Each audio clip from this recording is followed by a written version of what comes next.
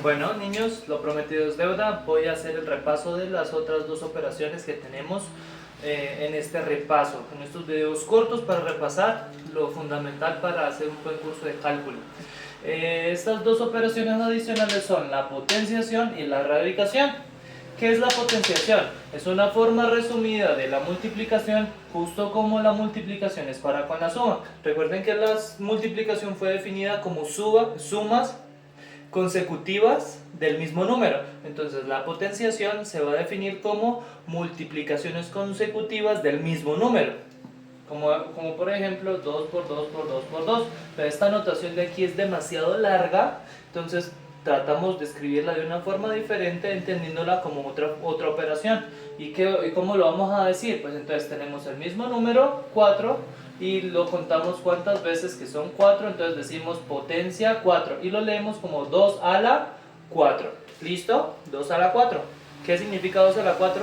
2 por 2 por 2 por 2. ¿Listo? Lo mismo sería en este caso de aquí. 5 por 5 por 5. Tengo 3 veces el 5, entonces voy a escribir 5 y lo voy a colocar como potencia 3. ¿Listo? Ahora, como estamos trabajando con una nueva operación, esta va a verse afectada por otras operaciones más al reutilizar las 4 operaciones básicas. Entonces, cuando estamos hablando de un producto, mire, si tengo un 2 a la 3 por 2 a la 2, ¿esto qué va a significar? Pues 2 a la 3 significa 2 por 2 por 2, mientras que 2 a la 2 que significa 2 por 2, y aquí tengo otra vez una línea consecutiva de multiplicaciones entre 2, que tengo que hacer, escribir solamente un 2 y decir cuántas veces se está multiplicando. En este caso es 1, 2, 3, 4, 5, entonces yo debo decir que esto es 2 elevado a la 5. ¿Cómo uno hace para hacer la operación más rápidamente? Si notamos que de aquí a acá lo que estamos haciendo es sumar sus exponentes. 3 que tenía acá y 2 que le agrego, pues voy a obtener 5 en total. Eso es para cuando se están multiplicando. Entonces aquí ya tenemos que hacer una adaptación de las operaciones y qué propiedades tiene en cada caso. ¿Listo? Entonces cuando se multiplican las mismas bases, se van a sumar los exponentes. Lo mismo va a pasar para la división. Acá, si tengo 3 elevado a la 4 dividido 3 elevado a la 3, ¿qué significa? Pues el de arriba significa 3 por 3 por 3 por 3, mientras que el de abajo significa 3 por 3 por 3. Como la multiplicación y la división están en el mismo nivel de resolución, entonces yo puedo multiplicar o dividir en el orden que yo quiera. Y yo quiero dividir para poder así simplificar. 3 con 3, 1, 3 con 3, 1, 3 con 3, 1, se cancelaron todos ellos y me quedó solamente un solo 3, que puedo escribir 3 elevado a la 1. El 1 uno lo puede escribir si quiere, pero ya se sabe que tiene un 1. ¿Por qué lo reescribo? Pues porque de aquí a acá volvemos a hacer un proceso analítico de reducción de procesos. Entonces vemos que cuando estamos dividiendo una misma base, ¿qué pasó con estos dos números? Se están restando. 4 le resta 3 para volverse un 1, lo que significa que mismas bases al ser divididas se restan sus exponentes en el orden indicado, el de arriba menos el de abajo. Y recuerden que tiene que seguir en ese orden porque el resultado puede ser negativo, y si me cambian el resultado de positivo a negativo, pues tenemos resultados diferentes. Entonces, pilas con el orden. ¿Qué va a pasar entonces cuando tenemos mismos números? 4 elevado a la 3 dividido 4 elevado a la 3. Claramente ambos números son iguales, entonces dividir un número por sí mismo me va a dar 1. Pero por otro lado yo puedo hacer lo que acabé de hacer acá, restar los exponentes y decir que esto es 3 menos 3, que me va a dar 0. Es decir, que un número elevado a la 0 por definición va a ser 1. ¿Listo? Así vamos definiendo la operación potencia y vamos aumentándola en todo el conjunto numérico. Ya definimos esta operación para los números naturales y para el número 0. Ahora vamos a definirlo para los números negativos. Para los números negativos, pues entonces yo tengo que mirar esta división de aquí. 4 elevado a la 0 sobre 4 elevado a la 3. Por una instancia, 4 elevado a la 0 dijimos que vale 1. Es decir, que eso me queda 1 sobre 4 a la 3.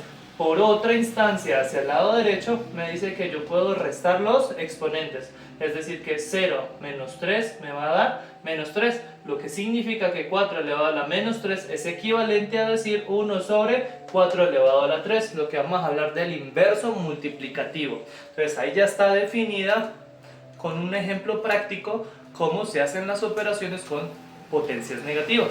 Me haría falta entonces la definición de las potencias fraccionarias, pero para ello necesito definir la operación inversa, que la vamos a llamar la radicación, ¿sí?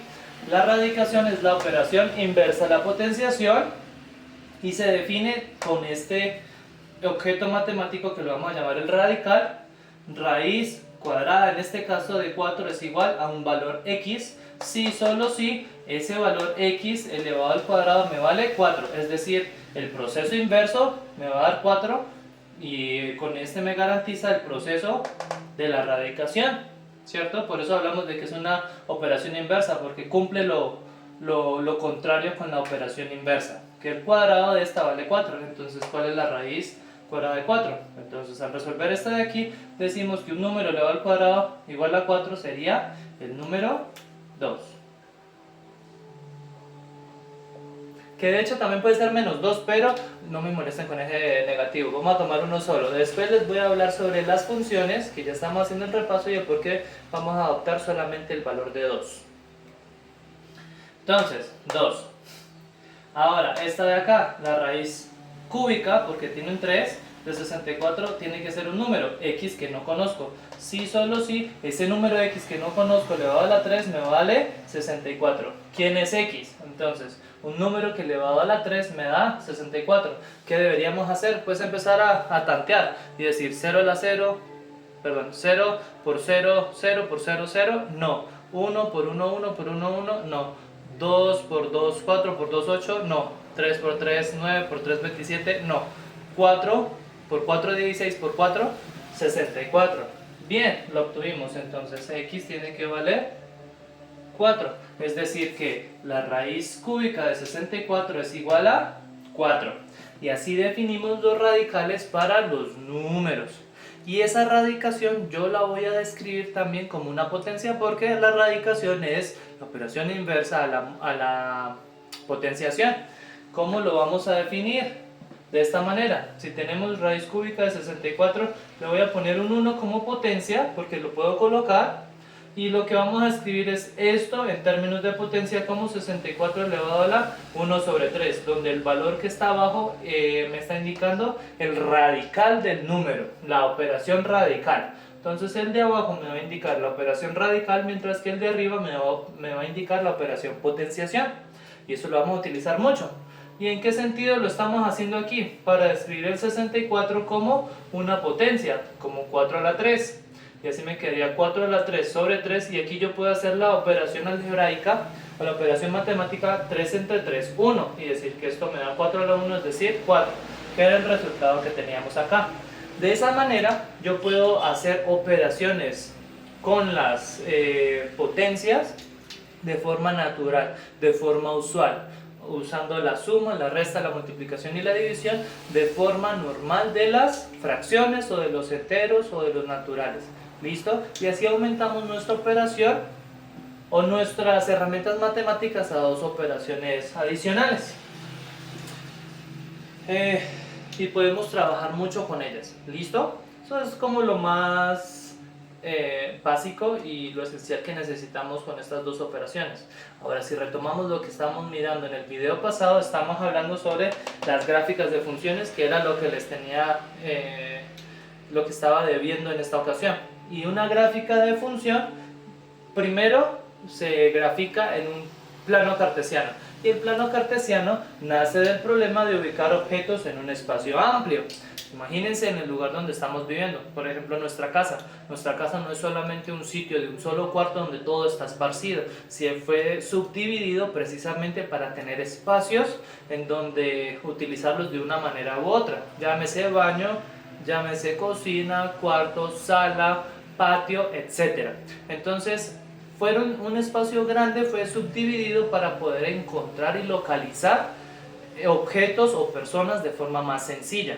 cuando hablamos de un pueblo que es mucho más grande, que es una comunidad de casas, o una ciudad que es muchísimo más grande, también queremos hacer una ubicación de las casas, de los lugares importantes y poder decir con certeza dónde queda, dónde está. Entonces lo que se hace es inventarse una cuadrícula como este tablero que está aquí, mire que tiene cuadrículas donde me permite ubicar espacios limitados, pequeños, precisos de todo el lugar en general.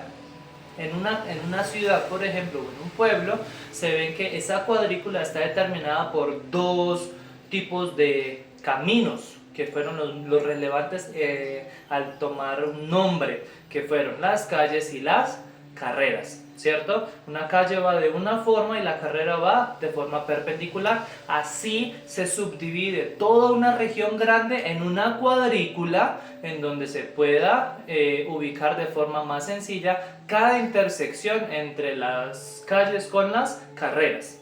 Y eso es lo que significa, o eso es lo que es un plano cartesiano, una cuadrícula que me permite ubicarme en un espacio grande, ¿listo? Y que lo vamos a dibujar como una cruz, o como como una cruz grandota. En el siguiente video copio el material y podemos entrar en detalle, ¿listo? Espero que les haya quedado claro mi representación.